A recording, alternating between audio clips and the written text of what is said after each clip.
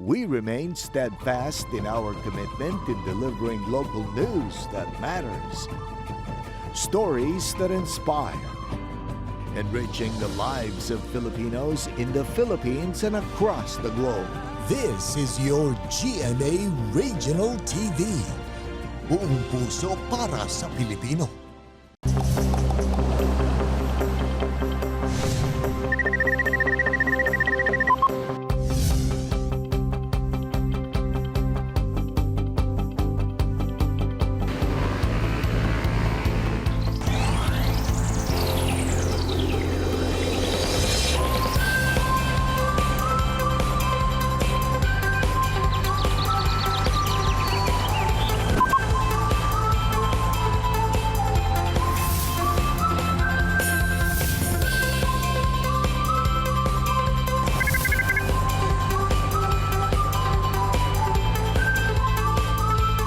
Kini ang At Home with GMA Regional TV. Good morning mga kapuso! Grab your breakfast na kay atong kumpletohon ang inyong pamahaw. Pinaagi sa usa ka lingaw nga panag-uban. Dinhi lamang sa At Home with GMA Regional TV. Good morning, Sarah! Good morning, Sabsay! Good morning sa atong mga kapuso viewers all over Mindanao. Tama jud kasay no, mas busugon mo namo karong buntaga tungod hatod namo ang mga nagkadiyang istorya nga inspiring and full of learnings. This morning, sugdan ta ang atong istorya with #SpreadKindness tungod atong makauban ang usa ka Good Samaritan at the same time doktor nga si Dr. Miko Gamalo. Ang storya sa iyang kamaayo atong sayron. Samtang saraw mga kapuso, ato sa makauban ang training officer sa neurosurgery section sa NMMC nga si Dr. Michelle Dennis Gonzales. Life expectancy o long-term effects sa mga batang naay hydrocephalus kana ang atong sayron. And sa BizTalk, ato makachikahan ang usa ka Mindanaoan singer-songwriter ug indie artist nga si Kevin Paul Flaird.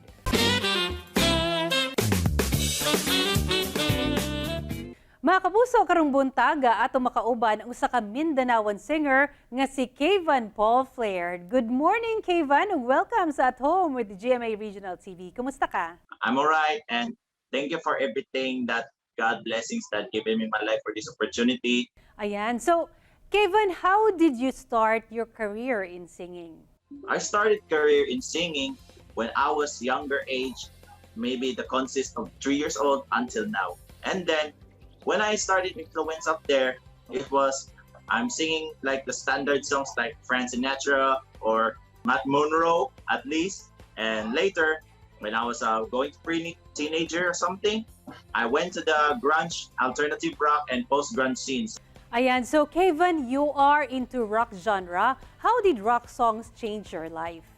So for me, I could do also na pwede po ko ma-influence sa sa pop rock, pwede po ko sa dance rock a little bit, just like pareha ng Foo Fighters, AWOL Nation, and then the All American Rejects, the Click 5, and then Michael Learns to Rock, Pocoman Ato, sunod ato kaning The Starting Line, o tanang mga klaseng favorites na ako, mo na akong influences. Tama day, lastly, Lifehouse o Augustana, mo na murag nakadala sa akong influence. Pati akong idol po na ako na singer-songwriter na Scottish-American na si Ben Yellen.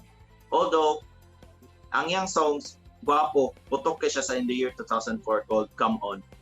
So, moto, pwede po sa tanang genre, musakay po ko. So, I gotta insert inside any kinds of genre, I could jump in to start inside. Ayan, so isip rock singer, unsa ang naa sa rock songs nga unique sa tanaw nimo compared sa laing genre? Listen to the songs, and then if you want to get something on yourself, to be gather at all, so sulat jud ka sa imong sinugdanan sa imong kinabuhi, and then i-dedicate mo sa ubang tao, just like you doing something really inspired to the other people. So that's why others, they want to continue music because sometimes music could heal our lives forever. Ayan. Doon na kay pipila ka mga albums nga na-release, and ang latest mo ang Walk, Run, and Jump to the Notes. Unsa ang inspiration nimo sa paghimo niini and ang message sab sa maong album? That album, it stories about my journey towards the music. So ako ang pagsimula sa akong kinabuhi. So moto murag something slightly poem, and then something slightly called the juncture of the presence of my story, and then also part of my life entails just like my grandfather helped me through a lot. So at this point, ginahulat sab ni sa atong mga kapuso viewers, pwede ba ka muhatag daw og sample alang kanila?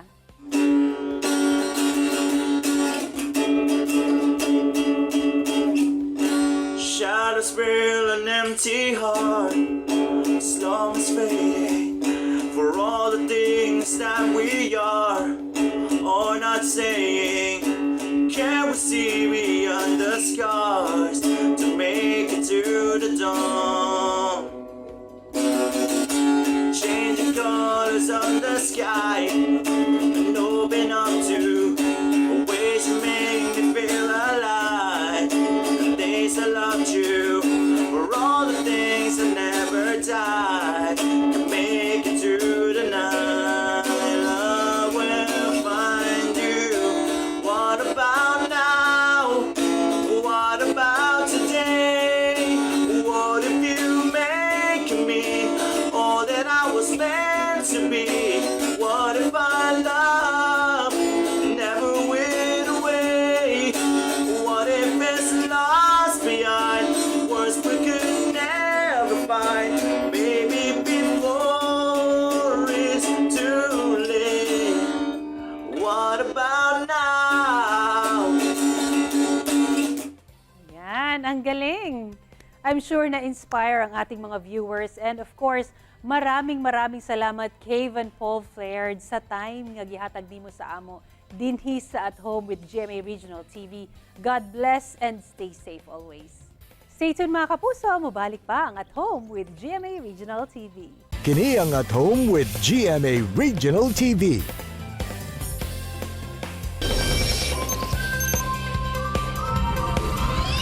Mga kapuso, interesting topic ang atong hisgutan karong buntaga sanggit may kalabutan kini sa sakit nga hydrocephalus. Unsa ba kini? Paunsa makuha ug unsaon aron maayo gikan niini nga balatian? Kana ang atong sayron kauban ang training officer sa neurosurgery sa NMMC nga si Dr. Michelle Dennis Gonzales. Doc Mitch, good morning and welcome po sa At Home with GMA Regional TV. Kamusta ka ngayon, sir? Good morning, Cyril. Good morning sa tanan na kapuso sa Mindanao. Okay naman ako. Maraming salamat sa pag-imbita sa akin dito. Glad to hear nga nakasama yung kahimtang karon, Doc. Apan, Doc Mitch, atong hisgutan una kini nga balatian nga ginatawag nga hydrocephalus. Unsa kini? Unsa ba ang kinaiya ani nga sakit ug sikinsa ba ang kasagara nga maigo niini nga balatian? Ang hydrocephalus pag-iipon ng tubig sa utak. Ang utak natin ay nagpo-produce ng mga 400 cc kada adlaw ng tubig kung saan lumulutang ang utak. Pero sa loob ng utak, meron din pong fluid sa loob ng ventricle. So doon po, pagka meron pong pagbara sa daloy ng tubig ng utak, nag-iipon po ito sa loob ng brain at nagko-cause ng ballooning of those ventricles, creating increase in the intracranial pressure sa loob ng ulo. Doc, aron mas masabta nato no ang maong sakit. Unsa ba ang hinungdan nganong naay ingon ani nga sakit labi na sa mga bata? So kadalasan ang mga naapektuhan nito sa mga bata, pagka panganak pa lang maaaring meron na silang problema sa hydrocephalus sa pagbara ng daloy ng tubig. So mga bata at birth, tapos meron pa hong mga ibang mga rason kung bakit magkakaroon ng hydrocephalus katulad ng infection sa utak o tumor sa utak. Maaari rin ho yun ang maging sanhi ng hydrocephalus. Doc Mitch, ano-ano po ba ang mga simptomas nitong hydrocephalus na sakit? Okay. Magsimula siguro tayo sa mga bata. Dahil sa mga bata, magpe-present sila ng clinical manifestation nila is enlarging head circumference. Hindi natin maririnig sa bata man na magreklamo sila na masakit ang ulo nila o nahihilo sila o nagdodoble ang paningin. So, kailangan natin asahan ang ating objective findings, lalo na sa expertise ng mga pediatrician. No? Kung maaga ang pagbantay sa isang buntis, no? Meron silang prenatal checkups, maaaring nagawa ang prenatal ultrasound. So doon pa lang, maaaring ma-identify ang presence ng hydrocephalus with an enlarged head ng baby. Ngayon, sa mga mas matanda naman, kahit mga toddlers o kaya mga schoolgoers children, maaari silang magkaroon ng deterioration in their function in school. No? Maaaring nagkakaroon sila ng mataas na grades sa una pero biglang napapansin, bumabagsak na ang mga grades nila. Sa adults, kapag meron naman po silang hydrocephalus, they would present with headache. No, yung headache na yun may be accompanied by seizures, diplopia, ibig sabihin nagdadalawa-dalawa ang pananaw, or in a later stage, maaaring magkaroon ng panghihina ng mga paa. Doc Mitch, may gamot po ba itong sakit na hydrocephalus? At kung wala, ano po ba ang dapat gawin upang maagapan po ang sakit na ito? Okay. Sometimes meron paraan na ma-manage ang hydrocephalus with medications. Depende talaga yan, Cyril, sa cause ng hydrocephalus. Halimbawa, kung congenital siya at nagpo-progress ang head circumference, ibig sabihin active yung hydrocephalus, more often than not, it's surgery. Pero kung ang dahilan ng hydrocephalus ay dahil sa infection, maaaring mag-improve ang bata by treating the infection itself, no? The source of the problem. Pag nag-improve yung pasyente, with that treatment, then meron possibility na mag-resolve pati ang hydrocephalus. Doc Mitch, sa mga batang natamaan po ng sakit na ito, ano po ba yung life expectancy nila? Okay. Gusto ko muna sagutin yung mas common na rason kung bakit may hydrocephalus, itong congenital causes. Maganda ang kanilang chances, lalo na kapag makapal pa ang brain tissue. No, ibig sabihin, kung ang kapal on ultrasound or CT scan ng brain mantle is more than 1 cm, it is said to have, these patients are said to have a good prognosis. Pag sinabi natin good prognosis, Cyril, umaabot sila adulthood to a professional level. Okay, kaya nila yon. Meron mga nagiging doktor kahit na may hydrocephalus sila noon. Pero, for other causes ng hydrocephalus, we need to address yung main problem.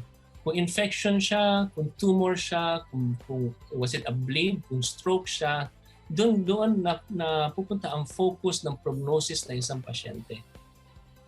Doc Mitch, para po sa may mga sakit na hydrocephalus, saan po ba sila pwedeng lumapit na makakatipid po sila sa gastusin?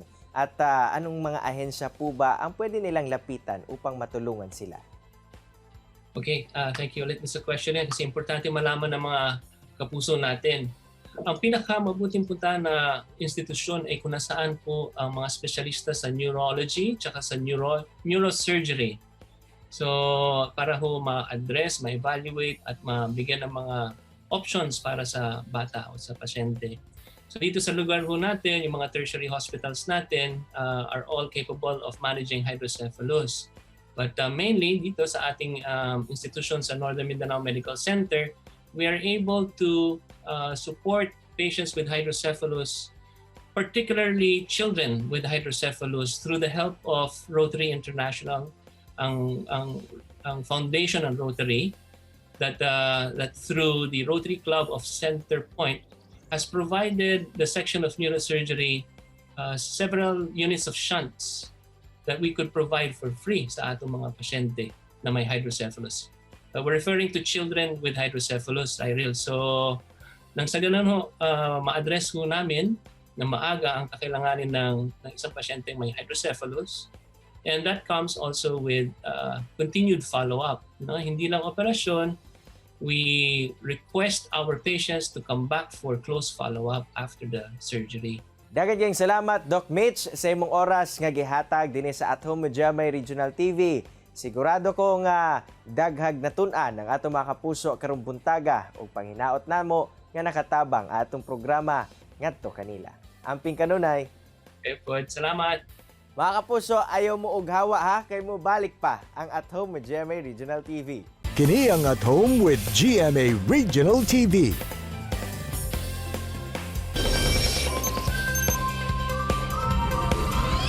This morning mga kapuso, #spread kindness and inspiring nga chikahan atong pagabuhaton kauban ang good doctor nga si Dr. Miko Gamalo.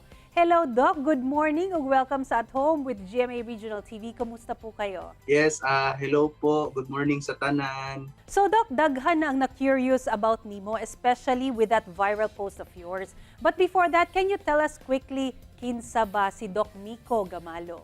Okay, yes ma'am. So ako po si Dr. Miko Gamalo, 26 years old, usa ka general practitioner or general physician gikan sa lungsod sa General Santos. So that's very interesting, Doc, no? So this morning atong hisgutan imong viral nga post sa Facebook.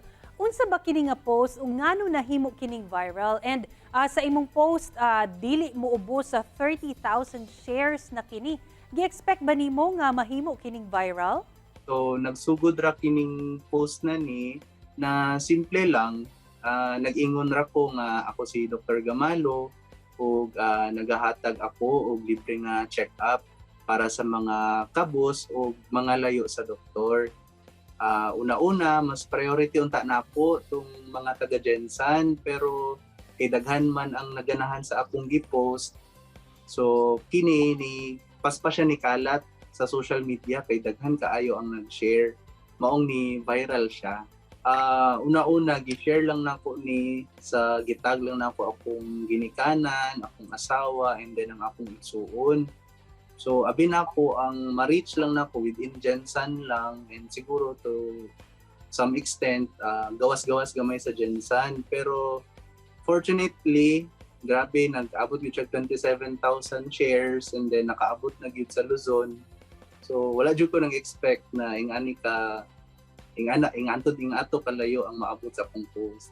So, Doc, may we know po kung unsa ang main reason ngano nakahuna-huna ka aning libre nga serbisyo sa katawhan pinaagi sa check-up? Nakahuna-huna ko na maglibre nga serbisyo sa katawhan kay sukad atong nagsugod mangud ang pandemic, daghan kaayo ang nanginahanglan og doktor, pero dili sila makapa-check up kay wala sila kwarta, wala trabaho, o wala po sila ibayad sa doktor. So, naisip na ko na naamang po ko'y kahibalo, bisan limited lang, o pwede naman sa ko makareseta, bisan pang antibiotic lang nila.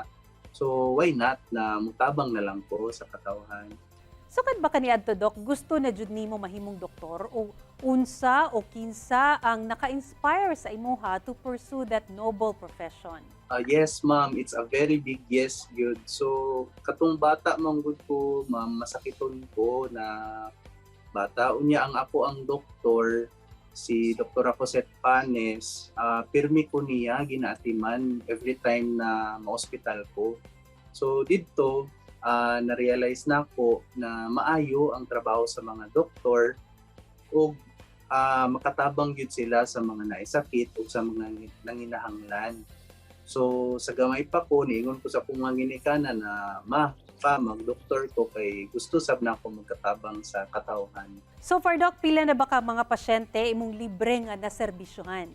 So far, wala na ako ihapapa ako ang mga naserbisyuhan na because nag-reply lang ko agad-agad one message from one message to another. So pero kung bana-banaon lang na ako, sobra na gyud siguro 100 patients ang ako ang natabangan or nahatagan sa ako ang serbisyo sa sulod lang sa duha pod na ko kaadlaw na hatag na serbisyo sa ilaha. So, Doc, unsa imong feeling karon nga nagserbisyo ka nga libre without expecting for any returns? Actually, ma'am, grabe gyud akong talipay, ma'am, kay daghan kayo man god ang nag-respond sa akong post na utabang ko. So grabe po akong pasalamat gyud sa Ginoo na ihimo ko niyang doktor ug dako pud na akong pasalamat sa akong ginikanan na grabeng paningkamot gyud nila na mapa-eskwela ko ug mapahuman. So bisan og walay bayad sa akong serbisyo, nalipay man pud ko na nakatabang gyud ko pod sa katawhan. Okay, Doc. So what's the greatest lesson nga imong natun-an so far niini imong journey karon? Pinakadakong lesson yun na ang akong na-realize, ma'am, kay ang pagrespeto sa pasyente, mapaunsa man ang problema o concern na ilang gipresentar sa ako ug ang maayo nga pagtagad sa pasyente o mga tao aron hapsay o malipay sila kay nakapa-check up sila sa doktor. Alright, Doc, alang sa mga gusto magpa-check up online nga libre, asa ba kanila pwede makontak? Sa mga gusto magpa-check up online, pwede ko nila i-message akong Facebook, Miko Gamalo. Mag-send lang sila daan sa ilahang pinaka-concern o problema. So sa mga gusto po mo tawag sa akong cellphone, nagadawat ako kada Lunes, Miyerkules, o Biyernes, sugod alas 10 sa buntag, hantod alas 3 sa hapon. Ug dungag lang dayon ako na dili ko ka-reply dayon sa mga labi na sa mga emergency o urgent cases. Kay sa karon sobra na jud 600 messages na wala pa na ako naablihan. So mao to medyo matugayan gyud ang akong reply. Ayan. So lastly, Doc, any message po sa mga kapwa nimo doktor, especially in this time of pandemic, and also sa tanang Kapuso viewers na to? Yes, so para sa mga kapwa nako doktor, ako po ay isang general practitioner lamang at limited lang ang akong nahibalaan. So nag-aauhag ako sa mga kapwa nako na doktor, magtabang kita sa katawhan bisan mag-alat lang kita og gamay nga time para makater nato katong mga walay ibayad sa ato ang mga serbisyo.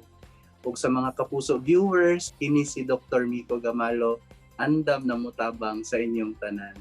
Ayan. Daghan kaayong salamat, Dr. Miko Gamalo, sa panahon nga gihatag nimo dinhi sa At Home with GMA Regional TV. God bless po sa iyong mga ginagawa and good luck and stay safe po kayo palagi. Thank you po. Thank you, good. Thank you po, Ma'am Sarah. Thank you kaayo. Inspiring and motivating gayud ang storya sa good doctor nga si Dr. Miko Gamalo. Dakong fulfillment ang nabati ni iniisip usa ka doktor, human nga iyang gitanyag ngadto sa katawhan ay iyang libre nga serbisyo ug pag-atiman. Samtang Sara, daghan gayud kita og natun-an gikan sa neurosurgeon nga si Dr. Michelle Dennis Gonzales sa NMMC nga may kalabutan sa hydrocephalus, ilabi na sa klase niini nga sagad moigo sa mga bata. Matud niya nga early detection and diagnosis gayon ang pinaka-importante aron maalibyuhan ang mga posibleng kadaot nga hatod sa maong sakit. Hangyo niini sa mga ginikanan nga mahimo gayud magbinantayon sa ilahang mga babies. Ug gisaysay sab ni Kevin Paul Flaird nga ang paghimo sa imuhang kaugalingong kagustuhan ang labing makahatag ug kalipay nga way sama. Gani alang kaniya nga dako kining tabang to become the best version of yourself.